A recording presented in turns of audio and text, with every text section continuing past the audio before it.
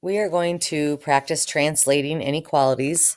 We've been doing this skill with equations and at the beginning of this unit. Now we're going to come back to it. So, verbal statements can be translated to algebraic inequalities.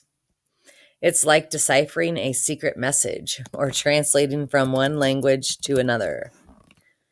And it is a reading skill, so you have to read some things more than once. Now, I am not going to fill this out because we already have that on that sheet that we did at the beginning of the unit. So hopefully you still have that. You may fill it in if you want, but I am not going to. So I would use that sheet as a reference.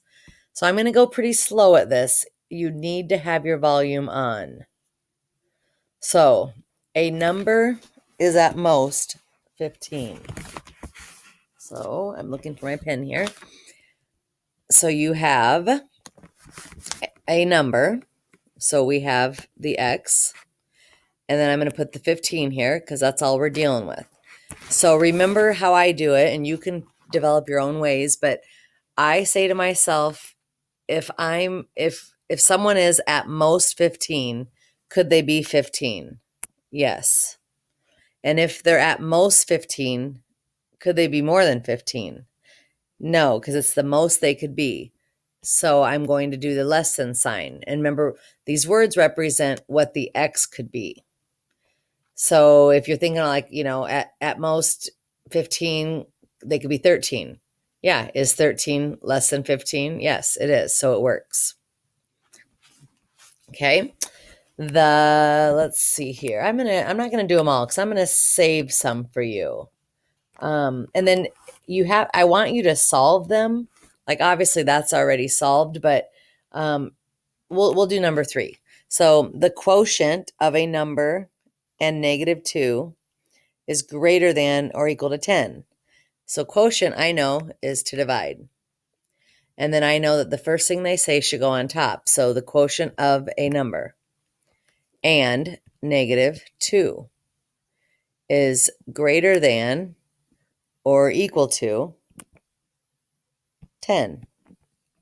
I kind of wrote big. Now I want you to solve these. So remember, we're dividing by -2. So we're going to times by -2. And since we're timesing by a negative, we're going to flip the sign. And 10 times -2 is -20. And you don't need to graph these because there's no room to graph them. So, okay, let's go to, I want you to do 2, 4, and 5 on your own, and then you will show me. But I'm going to do number 6 together. And it's very important that you watch and listen. So 8 less a number is less than or equal to 5. So this one doesn't have that word than in it. So it's 8 less a number. See, that's different than that word than. So 8 less a number is less than or equal to 5. So that might have been easy for you, but it's the solving of this that I want to point out because we really haven't had to deal with this yet. So first of all, remember, even though there's a minus sign here, we are not going to add 8. We have to minus 8 on both sides. Minus 8. And so after we minus 8, we're left with, this is really important, we are left with -x is less than or equal to 5. Okay, you have to remember to bring that down. So the problem is we can't leave it because, there's a 1 here. And we just want 1x. We don't want a negative there. So we're going to divide by a -1. Divide by a -1.